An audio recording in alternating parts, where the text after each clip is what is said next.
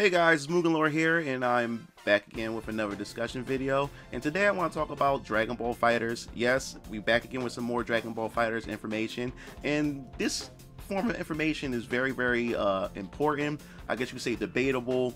It has a lot of people in the community talking about it and everything, so we're going to jump right into this. So we're going to go over to Event Hubs, and it looks like that Dragon Ball FighterZ has an official release date and some other juicy bits of information regarding its DLC characters. Now it looks like we're going to have 8 DLC characters. So from the headings and the title of this article, it says Dragon Ball FighterZ DLC character pass will not be included in the collector's edition, and some people aren't happy about that.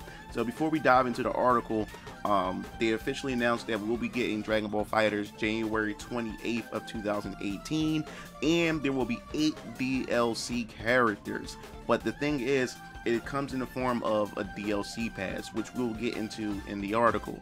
So the article states that excited fans of the upcoming Dragon Ball FighterZ 3-on-3 fighting game can now be pre-ordered the official Dragon Ball FighterZ Collector's Edition for $139.99. But they want to hold off for a minute. So we learned yesterday that the game will drop on January 26th and feature 8 DLC characters that players will need to spend an additional $34.99 on top of the game's standard price of $60 to access. Now, an extra charge for DLC has become common practice in contemporary fighting game culture. Here's the catch though: players who purchase the collector's edition will which comes with plenty of goodies listed below, would not get the extra characters along with it. Some have taken it to social media outlets to express their discontent with this choice by developer Bandai Namco, expecting all available content for purchasing the highest tier bundle. As it stands, players who want both the DLC and the special collector's edition will have to pay both the $139 and the $34.99. Furthermore, some are upset at the idea that developers are putting effort into DLC content before the core game has been finished or the initial roster has been fully revealed, a fairly standard practice in recent fighting game development. So before I go down farther into the article, yes, so if you guys haven't noticed or haven't been keeping up, to date with what's been going on with Dragon Ball FighterZ, yes, there will be 8 characters. Now we've been getting into this whole DLC thing, and it's been crazy because it's been a lot of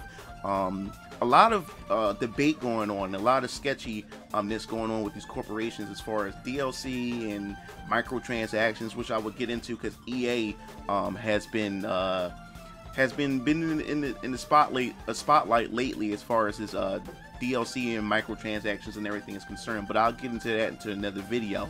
So before I give my full opinion, it looks like that Bandai Namco had responded with a tweet about the situation. So we're going to click on this, and it states that Bandai Namco US says, just to clarify, the CE was never listed as having the FighterZ Pass. So they said the collector's edition was never listed to have a FighterZ Pass. The 8 characters are coming post-launch, never in the game previously. So here's the other part of the tweet: need more fighters on your squad?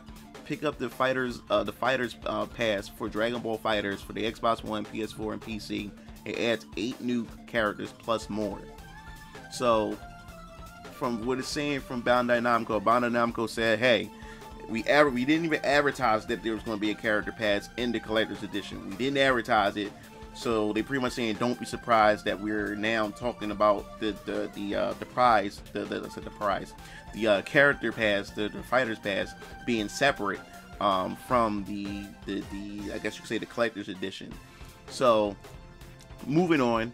So here are 4 options for those looking to purchase Dragon Ball FighterZ. The standard edition, 2 early unlockable characters, Super Saiyan God, Super Saiyan Goku and Vegeta, 2 exclusive lobby avatars, and then the FighterZ edition, which is the $94.99. This pre-order and receive early access to open beta, early character unlocks to Super Saiyan God, Super Saiyan, and of course the Vegeta, 2 exclusive lobby and avatars, and 3 stamps. Then the Ultimate Edition download, which is $109.99.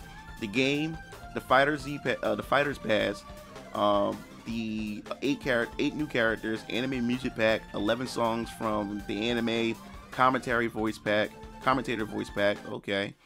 Collector's edition is the 139.99. A copy of Dragon Ball FighterZ, a Goku statue, and you get the manga dimensions, coloring, and stuff like that. So it seems like with all these editions, you are getting a lot of stuff with this. Now, the thing I have a question about is, with the $94.99, you get early access to the open beta. So I guess it was the open. I mean, if it's open beta, that means everybody should have, reign and be able to have entry into it. So I guess that if you do pre-order, I guess the people who does have the FighterZ edition, they all get to jump in it way before I guess the open beta is open for everybody else. So that I don't know. So it says that the community advisor for Bandai Namco Tekken, Markman Julio, tweeted a response to those who had expressed dissatisfaction, saying, "Please don't expect free season pass / DLC just because you pay for a collector's edition. Some companies do this and some don't. If you like it, buy it." Alright, so it looked like Markman jumped in and said the things, gave his response and stuff. It was straight to the point. Some people may not like it and everything. So let's discuss this for a second, because there's been a lot of debate. A lot of people are saying that there's double standards when it comes to how DLC and everything is handled when it comes to their fighting games and stuff like that. A lot of fans show a lot of discontent and anger and frustration towards Capcom when Capcom does it, as far as their DLC practices with their characters and everything, and people saying, how do you give Bandai Namco a pass for them doing the very same exact thing? So this is a very, very debatable topic, and the thing is, it's not my job to tell you what you want to do, what to do with your money. I mean, if you think this is, if you're getting the bang for your buck, if you go with this, then go ahead, fine, buy it. If you think this is scummy, scummy way of distributing out content to get extra money from his fan base, and you don't want to support it, fine. Don't support it. But the reason why these companies continue to do it is because there is money in it, and if everybody continues to support it, then they continue to do it. And the way I see things is, most people, I guess, see that these, I guess you could say, these season passes, or see that these collector edition is worth their money, and that they're super fans of it, and they like what they're getting for it, compared to, well, other players who don't like what they're doing and won't support it and stuff. So it seemed like now that a lot of players are opting out, or serious players are opting out and just waiting for most of these companies to release their, I guess you could say, definitive edition, or their final version of the game, so they can jump in and have everything for a much cheaper price. They have all the DLC content, character, costumes and stages and stuff like that. So this is a very sketchy territory. I guess you could say some people give Capcom a hard time is because of, I guess, them getting their hands caught in the cookie jar. I think the straw that broke the camel back, I guess you could say, for Capcom is the form of, I think, Street Fighter Cross Tekken. Street Fighter Cross Tekken is where, if you don't know, people data mined, which we talk about a lot on this channel.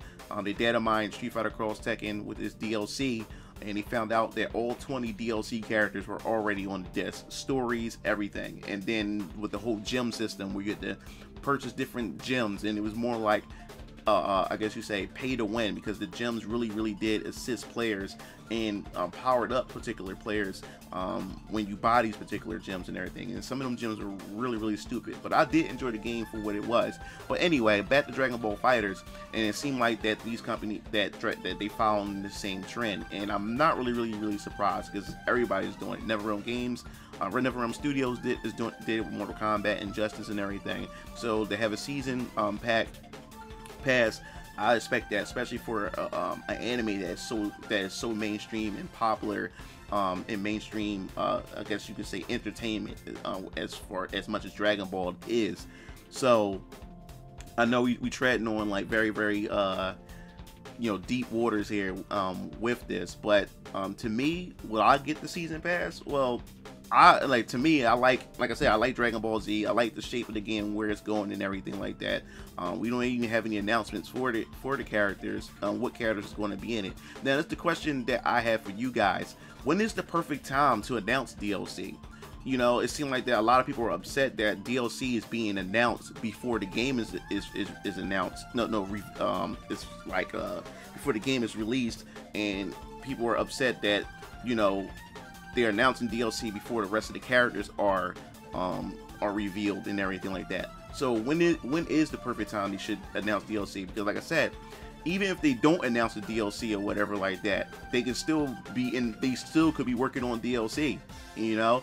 So is it the fact is that they're announcing it, or is it the fact is that, you know, them announcing it before ahead of time is just something that people don't want to hear at that time? They just want to focus. They just want to focus on the product that they're about to get. So I don't know. Like, I really don't know, and I really want to get the season pass, but $34.99 is like really high up there. But you're getting eight characters, and you're getting other things included with the characters.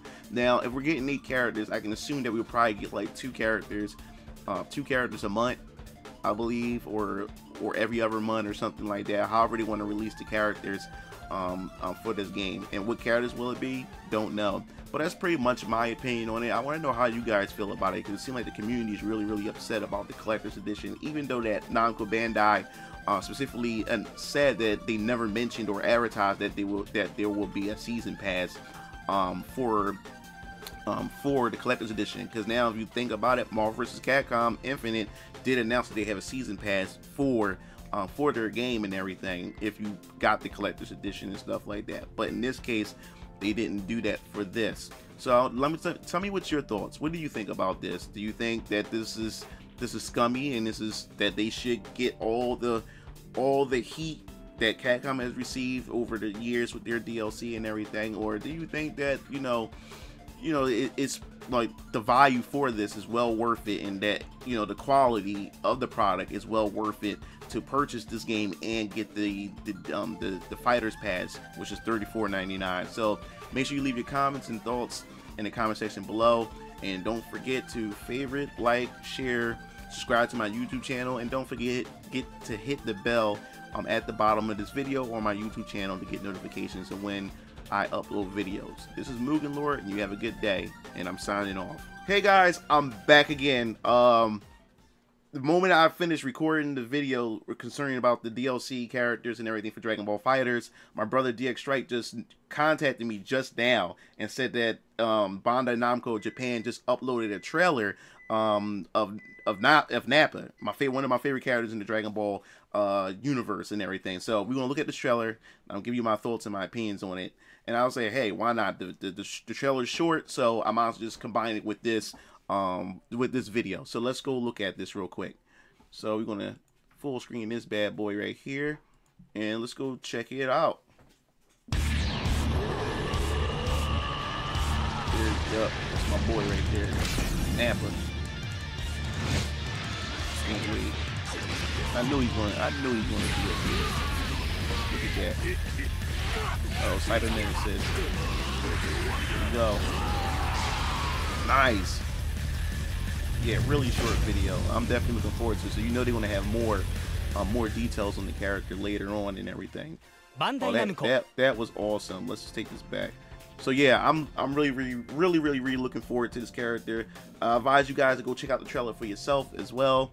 And I'm super excited. I can't wait to see what Captain Ginyu looks like. And since the game is coming out in January, we expect more characters to be revealed each month, because we're getting really close. January is just around the corner. So you guys have a good day, and I'm signing out. Peace.